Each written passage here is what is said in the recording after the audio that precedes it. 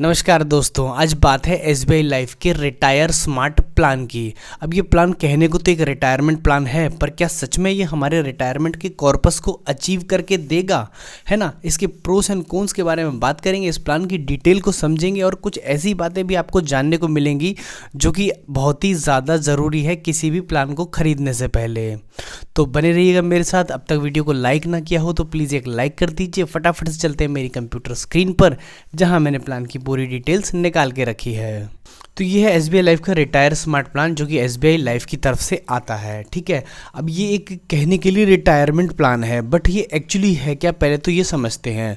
तो देखो, इसमें पहला तो कोई इंश्योरेंस नहीं मिलता। ऑब्वियसली किसी भी रिटायरमेंट प्लान में कोई इंश्योरेंस नहीं मिलता है, और ये ना 2,500 रुपये मंथली से स्टार्ट किया जा सकता है। आप चाहे तो इसे वन टाइम इंस्टॉलमेंट पे, ईयरली बेस पर, क्वार्टरली बेस पर, या फिर मंथली पेमेंट करके ले सकते हैं। तो मतलब यूँ समझ लीजिए कि ये एक यूनिट लिंक्ड इन्वेस्टमेंट प्लान है जो कि म्यूचुअल फंड में पैसे लगाता है आपके बिहाफ पे, एसआईपी की ही तरह। मतलब ठीक वैसे ही जैसे आपने 2,500 रुपये का ये प्रीमियम दिया और इन्होंने इसमें से कुछ म्यूचुअल फंड की यूनिट खरीद ली आपके लिए, है ना, अपना कमीशन काट करके। ठीक है, अब ये जो म्यूचुअल फंड की यूनिट है वो बढ़ करके एक दिन आपके फंड की वैल्यू बना देंगी, और इस फंड की वैल्यू से आप उस समय की एनयूटी खरीद लोगे।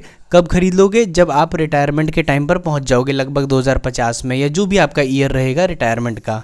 ठीक है, अब ये जो एनयूटी वाली बात है ना, एनयूटी खरीदने का मतलब समझते हैं आप, यानी कि जैसे कि आपके पास सपोज करो रिटायरमेंट के टाइम पर ये पैसा करीब 35 लाख रुपए इकट्ठा हो गया है। ठीक है ना। अब ये 35 लाख रुपए जो आपके पास इकट्ठा हुआ है, उससे एसबीआई लाइफ उस टाइम पर जो इसके यहाँ पर एन्युटी चल रही होगी। अब एन्युटी मतलब क्या होता है? सपोज करो कि तुमने 35 लाख रुपए किसी बैंक में जमा किए, तो अब उस बैंक आपको एक पर्टिकुलर परसेंटेज से, लाइक 6.5 या 7% से, है ना, एनुअल इंटरेस्ट रेट देता है। ठीक है, अब ये रेट ऑफ इंटरेस्ट की वजह से आपको कुछ पैसा मिलता है। सपोज करते हैं कि आपको 7% से साल का 2,45,000 रुपये आ जाता है ना। अब ये 2,45,000 लगभग आपको 20,000 रुपये मंथली के अराउंड पड़ जाते हैं। तो आपकी एक तरह से इससे पेंशन बन गई, है ना। तो ये दो पार्ट में आप इसको समझ सकते हैं कि पहले तो ये आपके पैसे को म्यूचुअल फंड में एसआईपी की तरह इन्वेस्ट करते हैं, और फिर बाद में आपको ऑफर करते हैं जो भी उस टाइम पर चल रहा होगा इंटरेस्ट रेट, उससे एन्युटी, है ना। अब ये एन्युटी आप अगर लेना चाहें तो ले सकते हैं, नहीं तो सारा पैसा एक साथ भी उठा सकते हैं। तो आप समझ गए इस प्लान को कैसे हम यूज़ करते हैं, कि पहले हम इंस्टॉलमेंट में चाहें तो, या एनुअली चाहें तो, या एक साथ चाहें तो म्यूचुअल फंड में इनके थ्रू पैसा लगाते हैं, और लास्ट में जब वो पैसा इकट्ठा होकर के एक मोटी फंड वैल्यू बन के आता है तो इनसे एन्युटी खरीद लेते हैं। ठीक है, तो इस प्लान के यही दो स्टेप हैं। आप चाहें तो इसे एग्जाम्पल में भी यहाँ देख सकते हैं कि एक पर्सन है जिसने कि एनुअली प्रीमियम देना चुना। ठीक है, एनुअली प्रीमियम देना चुना और उसने 25 साल का प्लान लिया। तो इस 25 साल में वो हर साल 1 लाख रुपए की यहाँ पर देखिए इंस्टॉलमेंट्स दिए जा रहा है। तो अगर म्यूचुअल फंड 8% के हिसाब से बने तो लगभग 60,75,000 रुपये उसके पास होगा इन दी एंड ऑफ 25th ईयर, है ना। 25th ईयर पर उसके पास 60 लाख रुपये होंगे, और इस 60 लाख रुपये से अगर वो चाहे तो एन्युटी खरीद सकता है एसबीआई से। ठीक है, एसबीआई की अब अगर करंट एन्युटी की बात करें तो वो 6.6 के परसेंटेज के आसपास चल रही है। ठीक है, अब आप कहोगे कि ये तो काफ़ी कम है। देखो, अगर पोस्ट ऑफिस के प्लान की अगर बात करो तो वो 7% का रिटर्न जरूर दे रहा है ना, लेकिन एमआईएस प्लान में, लेकिन उसमें मैक्सिमम आप 4,50,000 रुपये तक ही जमा कर सकते हो। तो इस तरीके से जब आपके पास ज़्यादा अमाउंट है तो आपको ऑब्वियसली रिटर्न कहीं ना कहीं थोड़ा सा कम देखने को यहाँ मिलता है, लेकिन हाँ, गारंटीड और फिक्स रिटर्न है। तो एन्युटी अगर खरीदनी है कि नहीं, ये तो आपका बात का डिसीजन है। फिलहाल प्लान को पूरा समझते हैं।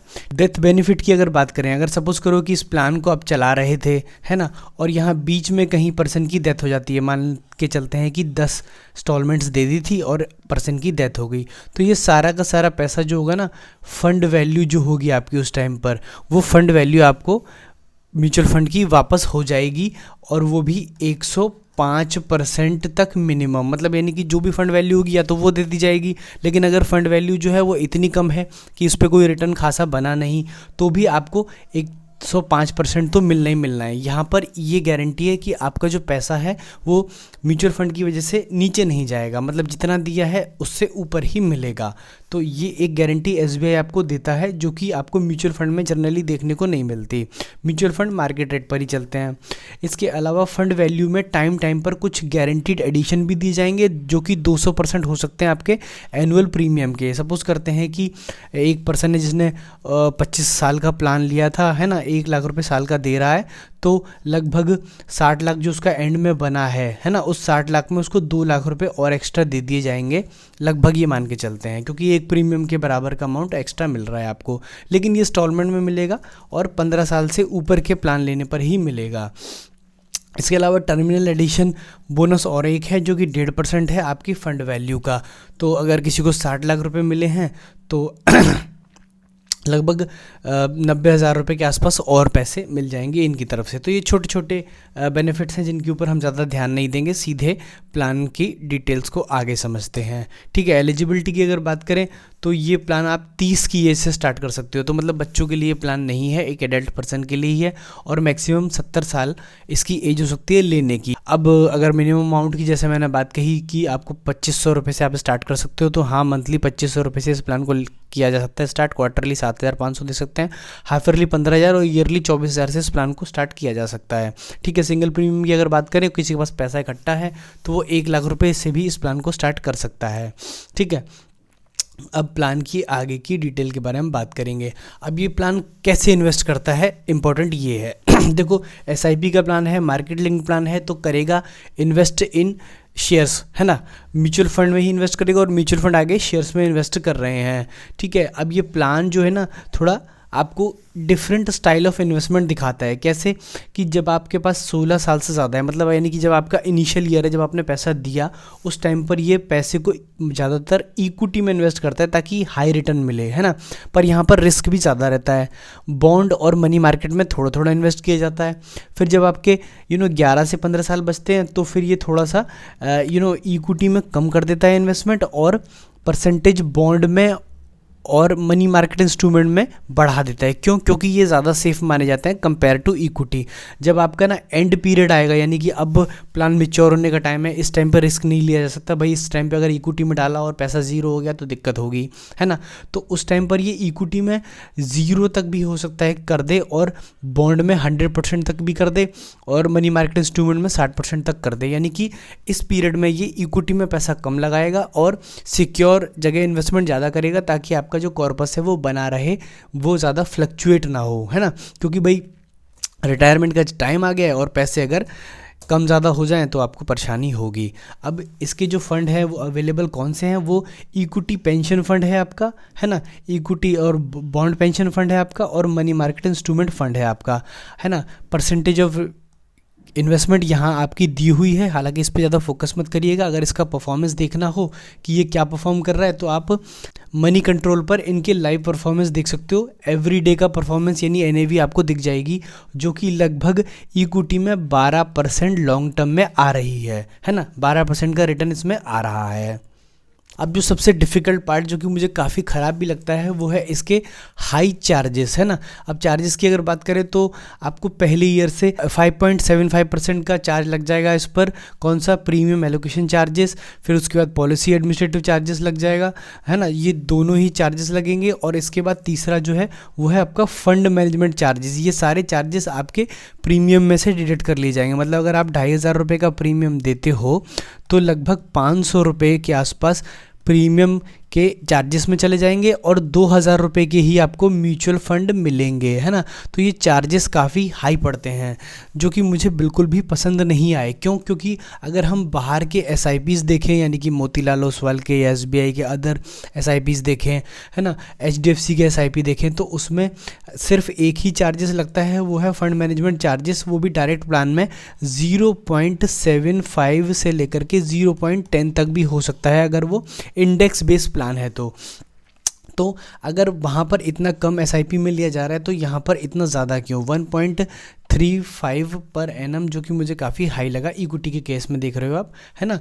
और प्लस ऊपर भी आप चार्जेस दिए जा रहे हो, जैसे कि ये आपका 11th ईयर से 2.5% आपको यहाँ देना ही देना पड़ेगा। तो 2.5 प्लस ऊपर नीचे के 1.35 और एक और है 0.29, इन सभी चार्जेस को मिला लूँ अगर मैं, तो लगभग 4% तो आपको चार्जेस ही देने पड़ते हैं। तो ये चार्जेस मुझे काफ़ी हाई लगे। SBI को इस पर काम करना चाहिए। और उससे भी बड़ी बात, जब आप इसमें पैसा निकालने की सोचें, सपोज़ करिए कि आप प्लान नहीं चला पाए किसी भी कारण से, आपने फर्स्ट ईयर में पैसा निकालने की कोशिश की, तो लगभग 3,000 रुपये का आपको नुकसान 50,000 से कम वाली पॉलिसी पर और 6,000 का उससे ऊपर वाली पॉलिसी पर हो जाएगा। ठीक है भाई, रिटर्न मिला नहीं मिला वो बात की बात है, पर ये चार्जेस आपको देने पड़ेंगे, जो कि मुझे अगेन लॉस लगा, क्योंकि 6,000 रुपये मैं ये चार्जेस दे रहा हूँ, डिसकंटिन्यूशन चार्जेस, उसके बाद भी मेरा पैसा मुझे मिल नहीं रहा है, वो 5th ईयर में ही मिलेगा। क्यों? क्योंकि यहाँ पर 5 इयर्स का लॉक इन पीरियड है। तो सोच समझ के इस प्लान में एंट्री करनी है। अब आ जाते हैं फाइनल वर्डिक्ट पर, जहाँ पर हम ये डिसीजन लेंगे इस प्लान के प्रोस एंड कॉन्स के बारे में। तो सबसे अच्छी बात यह है कि ये एक SBI का प्लान है, तो इससे अच्छी कोई बात है ही नहीं इसमें कि ये एक SBI का प्लान है। ठीक है, अब दूसरी रही कॉन्स यानी कि इसकी कमियों की बात, तो चार्जेस जो कि सच में काफ़ी हाई हैं, 4% तक देना पड़ रहा है, जबकि रिटर्न आपका लगभग, अगर आप एनुअल रिटर्न देखोगे, लॉन्ग टर्म में रिटर्न देखोगे पिछले 12-14 साल के SBI लाइफ की पॉलिसीज़ का, तो वो 12% से ज़्यादा नहीं है ना, जिसमें से 4% अगर आपने दे ही दिया तो 8% का आपको लगभग रिटर्न आएगा, जबकि रिस्क सारा का सारा आपका ही है ना। अगर आप कहीं पर फिक्स रिटर्न वाले प्लान चूज़ करते हो, गारंटीड रिटर्न वाले प्लान चूज़ करते हो, तो वहाँ पर भी आपको 6% का रिटर्न मिल जाता है। यहाँ पर 8% का रिटर्न तो मुझे कोई खास नहीं लगा।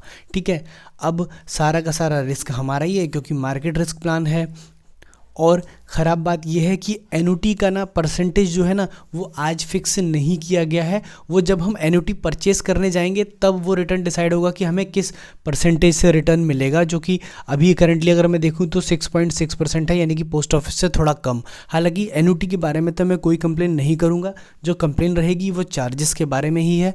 SBI को इसके बारे में सोचना चाहिए कि हम इतने हाई चार्जेस जो लोग उससे चार्ज कर रहे हैं, तो लोग म्यूचुअल फंड में क्यों ना इन्वेस्ट करें, क्यों हमारे साथ वो इन्वेस्ट करेंगे, है ना। SBI के म्यूचुअल फंड में ही इन्वेस्ट कर लेंगे, और वहाँ पर कोई लॉक इन पीरियड भी देखने को नहीं मिलता है। आप चाहें तो नेक्स्ट ईयर से अपना पैसा निकाल सकते हैं। एक्सपेंस रेशियो केवल लगना है, जो वो छोटा सा अमाउंट है 0.75 से, अगर आपने डायरेक्ट प्लान लिया है तो उम्मीद है इन बातों से आपको समझ में आ गया होगा कि ये प्लान लेना चाहिए कि नहीं लेना चाहिए। कंप्लीटली मार्केट रिस्क प्लान है। इस प्लान के बारे में आप क्या सोचते हैं मुझे कमेंट सेक्शन में ज़रूर बताएं, और कोई क्वेश्चन हो तो वो भी पूछ सकते हैं। वीडियो पसंद आया हो तो इसे लाइक भी कर सकते हैं।